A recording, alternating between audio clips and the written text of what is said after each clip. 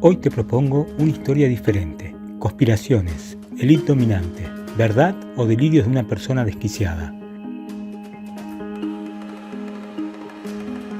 Karen Hudes, ex integrante del Departamento del Tesoro del Banco Mundial, asegura que criaturas extraterrestres dominan el mundo.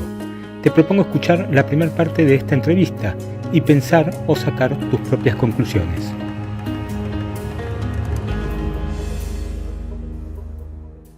To the Next News Network, I'm Gary Franchi. Joining me now for the special web edition is World Bank whistleblower Karen Hudes. She's one of many of a coalition of whistleblowers who are making waves across the planet. She's joining me now in studio. Karen, welcome to the program. Thanks for having me on, Gary. Karen, just before we went to air, we were discussing the global corruption, the global syndicate, the bankers.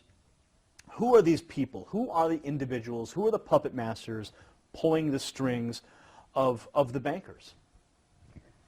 Well, because you had mentioned the Jesuits in a previous interview, so I'm intrigued as to know where's the connection to the Jesuit order, as well as through the Vatican and beyond. There's many secret societies in the world.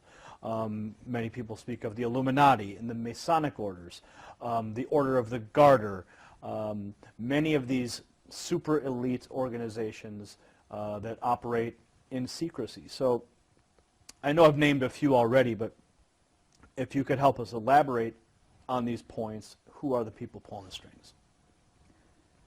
Well, do you remember when there were ghettos and you had something called a Judenrat that were the ones that would draw up the lists of the Jews that were going to get exported the next day? Do you remember how that system worked? Well, it was a little before my time, but history would dictate what happened in those ghettos. So elaborate, please. These were traitors to their people who were helping because they thought they were going to save themselves. That's maybe why they did that, but it doesn't matter what their motives were. They were doing the work against their people. Now, think of this as an elaboration on a larger scale, and what we're dealing with actually is humanity and the elite, the secret societies, the Vatican. They're traitors to humanity because the one at the very core that's pulling the strings is a different species. They're not the human race. They're called Homo capensis. They have been on Earth together with humanity for before this ice age. And the reason I know about this is because I was trying to help out a movie producer who couldn't get his movie. It was called The Banksters Made Off with America, Edmund Drille. And he introduced me to his network of whistleblowers. One of the people in that network is a neurologist who went to Yale Medical School and was retired, and he was trying to find out what was at the very core of all of this corruption. And so you mentioned this species, an additional species of humans, or no, they're not humans. They are so distinct from humans that if they were to mate with humans, their offspring would not be fertile. Now, are you speaking of the biblical Nephilim is an entity that people have discussed and tried to understand for millennia, and that is the race of offspring of humans and the fallen angels from. No, these are not angels. These are not spiritual. Well, the Nephilim themselves were the offspring of the fallen angels and humanity. Is this the same species? They are not fallen angels. Mm-hmm. They are critters. People who I am getting emails from saw them the day before. They look just like human beings, except they have these big skulls. And that is why in the Vatican you see these crazy meters, is what they're called. And that's why the very first Jew, Moses, wore one of those things, because he was one of those Homo capensis as well. We have DNA samples of them. And the reason we know this is because it was in the papyri of one of the pyramids. I found this out from from the internet. But what is really remarkable, actually, is that we have had so much evidence, and we haven't had any studies into it.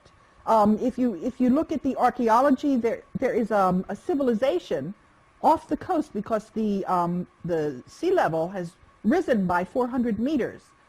But what do we know about this ancient pre-Ice Age civilization? We do have a map that's left over from there because it shows the coastline of Antarctica before the ice froze on it. And it's following that landmass perfectly. So what we have is we have evidence. There's also evidence in South Africa. There are a lot of these skulls that you find. And what You're speaking of the elongated skulls that have been found in graves, and even some of the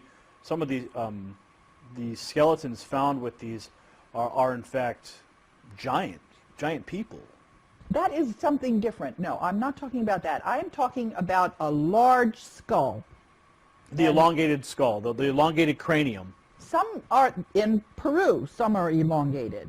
But in other places, they're just round like pumpkins. And the individuals that were seen in Egypt, I've seen drawings of what their skulls looked like. It was just massive, much larger than human being skulls. And also, you know, in a human skull, there's something they call the parietal, where it's in 3 different segments.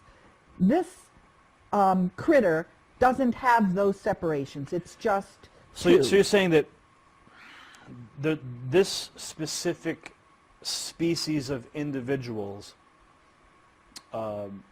is occupying the Vatican and functioning through the Jesuit order? Yes, but they're also working in the banks in Portugal, because one of the people who saw this, you know, in Saturday Night Live, there was a broadcast of something called the Coneheads. Mm. So that's a slang word for them, although my mother refers to them as the boneheads. But they're alive and running around and doing all kinds of mischief. Now, some people might find the information that you're presenting right now to be completely, some people might say it's completely crazy. What do you say to those people who are watching this right now going, I don't believe a word of it?